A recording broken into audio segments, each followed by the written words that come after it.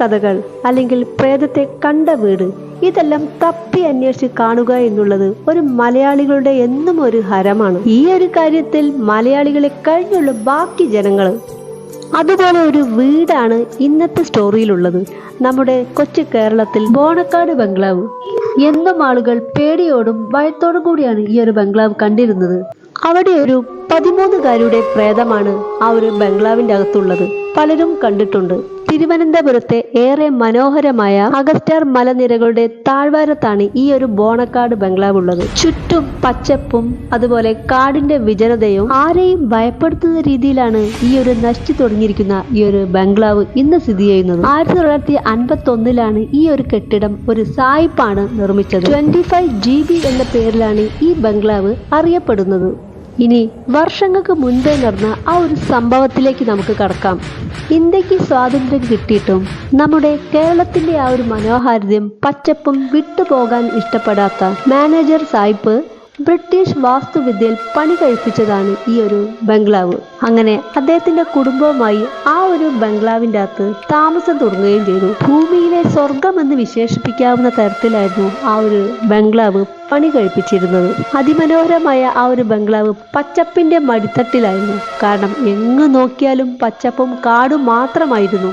ആ ഒരു വീട് ഉൾക്കാടിലായിരുന്നു നിന്നിരുന്നത്. അങ്ങനെ എല്ലാം കൊണ്ടും അവരിഷ്ടപ്പെട്ട രീതിയിൽ തന്നെ സുഖം സന്തോഷവുമായി കടന്നു പോയിക്കൊണ്ടിരിക്കുമ്പോഴാണ് അവരുടെ 13കാരിയായ മകൾ ദുരൂഹ സാഹചര്യത്തിൽ മരണമടഞ്ഞത്. മകൾ മരിച്ച ആ ഒരു ദുഃഖം താങ്ങാൻ വയ്യാതെ ആ വീട്ടിൽ തന്നെ അവർക്ക് നിൽക്കാൻ പറ്റാത്തൊരവസ്ഥയായി. അങ്ങനെ അവർ തിരിച്ച് ലണ്ടനിലേക്ക് പോയി. അങ്ങനെ അവർ പണി കഴിപ്പിച്ച ആ വീടും ആ വീട്ടിൽ അവരുടെ മകളുടെ ആത്മാവ് മാത്രമായി മാറി. കാലക്രമേണ അവിടേക്കാരും വരാതായി. പലപ്പോഴും ആ വീടിന്റെ അകത്തു നിന്ന് പൊട്ടിച്ചിരികളും അലർച്ചയും ഉറക്കെയുള്ള നിലവിളികളും ജനാലകളുടെ ചില്ല് തകരുന്ന സൗണ്ടും കാടിന്റെ ആ ഒരു നിശബ്ദതയും ആരും കേൾക്കാതെ പോയി. എന്നാൽ ചിലപ്പോഴൊക്കെ പകൽ സമയത്ത് പശുവിനെ കെട്ടാൻ വരുന്ന ആളുകളുണ്ടാവും. അതുപോലെ തന്നെ പുല്ലരിയാൻ വേണ്ടി വരുന്നവരുണ്ടാവും. അവരെല്ലാം ഈ ഒരു ബംഗ്ലാവിന്റെ അകത്ത് ഒരു കൊച്ചുകുട്ടിയുടെ ചിരിയും കളിയും കേൾക്കാറുണ്ടായിരുന്നു. ഈ ഒരു അടച്ചിട്ട ബംഗ്ലാവിന്റെ അകത്ത് ആരാണാവും എന്നവർ ചിന്തിച്ചു വരുമ്പോഴേക്കും ആ ഒരു കോമ്പൗണ്ടിന്റെ അകത്ത് ഒരു പെൺകുട്ടിയെ കണ്ട് പലരും ഭയന്നിരുന്നു. കുട്ടിയെ കണ്ട ആളുകൾ പറയുന്നത് ചിലപ്പോഴൊക്കെ ആ കുട്ടി തുറിച്ചു നോക്കിക്കൊണ്ട് നിൽക്കുകയായിരിക്കുന്നു, മറ്റു ചിലപ്പോൾ പുഞ്ചിരി തൂങ്ങിക്കൊണ്ടായിരിക്കുന്നു.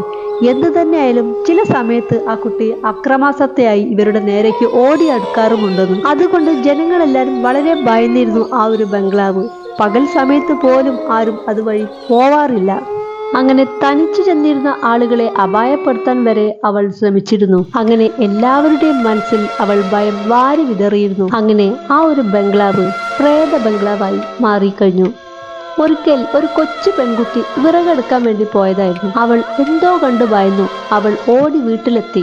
കുട്ടിയുടെ പെരുമാറ്റത്തിൽ എന്തോ അപാകത തോന്നിയ വീട്ടുകാർ ശ്രദ്ധിക്കാൻ തുടങ്ങി. ആ കുട്ടിയാണെങ്കിൽ ജനിച്ചതിന് ശേഷം സ്കൂളിൽ പോയിട്ടില്ലായിരുന്നു. അതുകൊണ്ട് എഴുത്തും വായനയും ആ കുട്ടിക്ക് അറിയില്ലായിരുന്നു. എന്നാൽ ആ കുട്ടിയാണ് ഭംഗിയായി ഇംഗ്ലീഷിൽ സംസാരിക്കുന്നത്. ഇതറിഞ്ഞ നാട്ടുകാർ പറഞ്ഞു, പണ്ട് ആ വീട്ടിൽ മരണമടഞ്ഞ ആ പെൺകുട്ടിയുടെ ആത്മാവാണ് ഈ കുട്ടിയുടെ ശരീരത്തിൽ കയറിയതെന്ന്. പക്ഷേ അവർ ഒരുപാട് കാലം ആ കുട്ടിയെ ചികിത്സിച്ചെങ്കിലും ആ കുട്ടി മരണമടഞ്ഞു. കാരണം ആ കുട്ടിയെ കൊണ്ടായിരുന്നു ആ സായിപ്പ് കുട്ടി പോയത്. അതോടുകൂടി ആ ഒരു ഏരിയയ്ക്ക് തന്നെ ആരും വരാതായി, പ്രത്യേകിച്ച് അടുത്ത് താമസിക്കുന്നവർ. അങ്ങനെ ബോണക്കാട് ബംഗ്ലാവും അതിനു മുന്നിലുള്ള മരവും ഇന്നും കെട്ടുകഥകളോ യാഥാർത്ഥ്യങ്ങളോ പേറി എന്തിനൊക്കെയോ സാക്ഷികളായി ആ ഒരു പച്ചപ്പിന്റെ അകത്ത് ഇന്നും തല ഉയർത്തി നിൽക്കുന്നു.